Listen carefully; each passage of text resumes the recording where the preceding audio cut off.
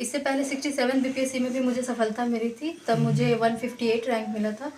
But इस बार मुझे 7th rank मिला है, तो ये बहुत बड़ी उपलब्धि है मेरे लिए। तो उस टाइम मैं ऑनलाइन कोचिंग ली थी यूपीएससी के लिए। और उसके बाद क्या हुआ था कि मैं फर्स्ट अटेम्प्ट दी थी यूपीएससी का 2022 में, लेकिन प्रीलिम्स नहीं हो पाया था। उसके बाद मेरा फोकस बीपीएससी पे हो गया। जो श्रेय है सबसे पहले तो मैं ऊपर वाले को देना चाहूँगी, क्योंकि वो मेरे लिए एक ध्रुव तारा की तरह है। जब भी हमको लगता है कि मैं तो क्लूलेस फील करती हूँ, तो लगता है कि नहीं, वो कुछ डायरेक्शन आपको दिखाएंगे।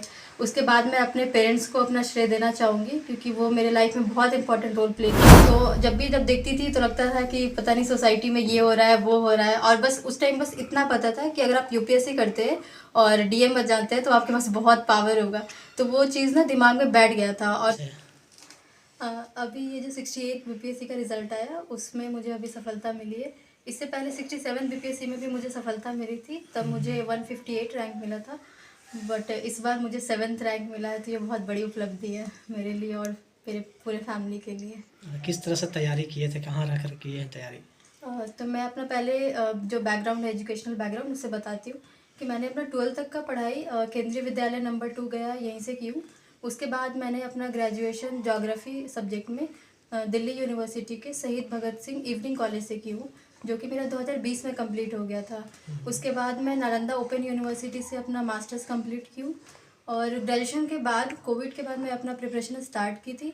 तो उस टाइम मैं ऑनलाइन कोचिंग ली थी यूपीएससी के लिए।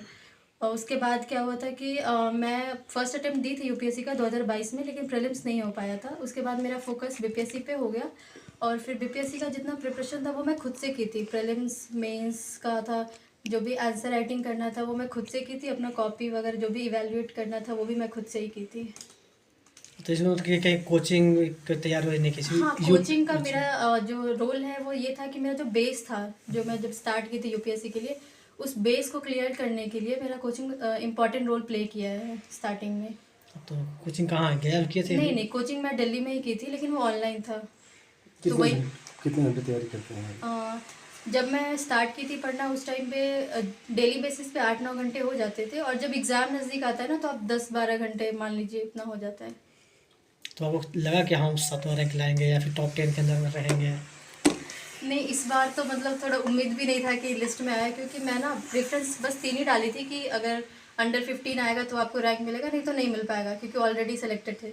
तो फिर लग नहीं रहा था कि मतलब सिंगल डिजिट में आ जाएगा, लेकिन अब आ गया है, तब तो विश्वास करना ही पड़ेगा। पिताजी क्या करते हैं, कितने को श्रेय देंगे? पापा ये स्टेट गवर्नमेंट में टीचर ही है, लेकिन अभी हेडमास्टर के पोस्ट पे, यही गया में पुना कला परैया में हाई स्कूल के हेडमास्टर है वो। और जो श्रेय है सबसे पहले तो मैं ऊपर वाले को देना चाहूँगी, क्योंकि वो मेरे लिए एक ध्रुव तारा की तरह है। जब भी हमको लगता है कि मैं तो क्लूलेस फील करती हूँ, तो लगता है कि नहीं, वो कुछ डायरेक्शन आपको दिखाएंगे। उसके बाद मैं अपने पेरेंट्स को अपना श्रेय देना चाहूँगी, क्योंकि वो मेरे लाइफ में बहुत इंपॉर्टेंट रोल प्ले किए है। मतलब उनका हमेशा कांस्टेंट सपोर्ट रहा। और जो फेथ है, मतलब वो कब, जैसे अगर आप किसी को बाहर रखते हैं तो उनको थोड़ा डाउट भी होता है बच्चे पे कि पता नहीं होगा कि नहीं होगा, लेकिन वो हमेशा, मतलब फेथ उनका था कि नहीं, कुछ ना कुछ तो कर लेगी।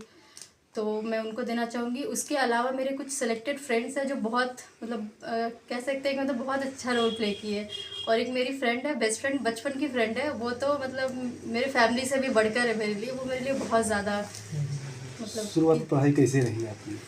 शुरुआती से जो मेरा पढ़ाई वो हमेशा से अच्छा रहा है। मैं क्लास 10 में मुझे 10 से जीपी आया था। 12th में मेरा 90.2% था। और ग्रेजुएशन में मैं अपने बैच के टॉपर थी। और अभी मास्टर्स में भी मतलब one of the highest he marks है, समझ लीजिए। तो मतलब किस स्कूल से शुरू किए थे? क्या, किस स्कूल से शुरू हुआ पढ़ाई? पढ़ाई मेरा केंद्रीय विद्यालय से ही चला है। मेरा क्लास 2 से 12 तक का पढ़ाई केंद्रीय विद्यालय से ही चला है। बस ये कहाँ से दिमाग में कहाँ आया कि हम यूपीएससी करेंगे? कब से आया समझ में ये? हाँ, ये जो क्वेश्चन था कि आगे क्या करना है, ये चीज़ बहुत पहले मतलब मेरे दिमाग में आ चुका था, जब मैं क्लास 4 या 5th में थी। और ये इंस्पिरेशन न्यूज़पेपर से आया था, क्योंकि मैं ना उस टाइम भी न्यूज़पेपर देखा करती थी। मतलब एटलीस्ट हेडलाइन तो देख लेती थी घर पे, मतलब स्कूल के आने के बाद।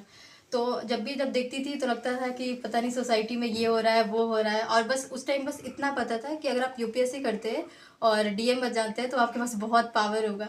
तो वो चीज़ ना दिमाग में बैठ गया था, और तब से मतलब मैं डिसाइड कर ली थी कि बस इसी में आगे जाना है, और उसी हिसाब से अपना सारा कुछ प्लान की कि मतलब 10th के बाद पीसीएम लूँगी, उसके बाद फिर ह्यूमैनिटी से अपना ग्रेजुएशन करूँगी, उसके बाद प्रिपरेशन करूँगी, और उसी हिसाब से सब कुछ अपना मैं योजना बनाई और आज सफल हुई। जो पोस्ट मिला सो खुश है या फिर और आगे बढ़ना चाह रहे हैं? हाँ, जो अभी मिला है उससे मैं खुश हूँ, लेकिन मेरा मतलब जो वो प्रयास है वो और आगे बढ़ने का जारी रहेगा।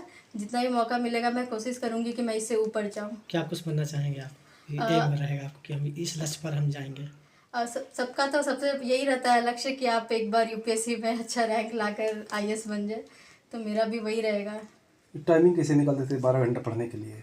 हाँ, जब मेरा कॉलेज चल रहा था उस टाइम पे तो मैं नहीं पढ़ पाती थी, लेकिन जब कॉलेज ख़त्म हो गया था तो मैं ओपन से मास्टर्स कर रही थी, तो मेरे पास टाइम था, तो उसी में मैं मैनेज कर लेती थी जो भी रात थोड़ा। में भी पढ़ते थे? हाँ, मतलब रात में उतना लेट नाइट नहीं, मेरा ये था कि आप पूरा दिन यूटिलाइज कर लो और रात में 12-1 बजे तक सो जाओ।